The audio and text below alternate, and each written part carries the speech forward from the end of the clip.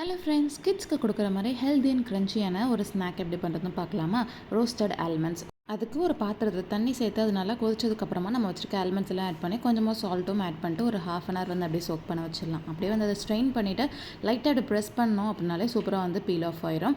அந்த மாதிரி எல்லாத்தையும் வந்து பீல் பண்ணி எடுத்து வச்சு தண்ணி கொதிச்சு பாதாம் ஆட் பண்ணோன்னே வந்து சால்ட்டும் ஆட் பண்ணிக்கணும். அப்போ தான் அந்த பாதாம் உள்ள நல்லா வந்து சால்ட் வந்து இறங்கியிருக்கும். ஃபுல்லாத்தையும் பீல் பண்ணிட்டு ஒரு பேக்கிங் ட்ரேயில் வச்சுட்டு அவனில் எடுத்து வச்சிடலாம். 150°C ஒரு 15 மினிட்ஸ் வந்து ரோஸ்ட் பண்ணி எடுத்தோம் அப்படின்னா சூப்பர் க்ரன்ச்சியான ரோஸ்டட் பாதாம்ஸ் வந்து ரெடி ஆயிரும். இதே வந்து ஸ்டவ்வில் பண்ணுறீங்க அப்படின்னா லோ ஃப்ளேமில் வச்சு ஒரு 20-30 மினிட்ஸ் வந்து நல்லா கலர் சேஞ்ச் ஆகிற அளவுக்கு ஃப்ரை பண்ணிங்கன்னா சூப்பரான ரோஸ்டட் ஆல்மண்ட்ஸ் ஸ்டவ்லேயும் வந்து ரெடி ஆயிரும். அண்ட் ஈவினிங் ஸ்நாக்குக்கு அன்றைக்கி ஸ்டோர் பாட் பஃப்ஸ் தான்.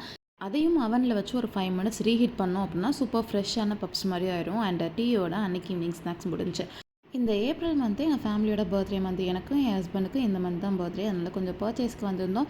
அதெல்லாம் முடிச்சுட்டு அப்படியே வீட்டுக்கு கிளம்பி வந்தாச்சு.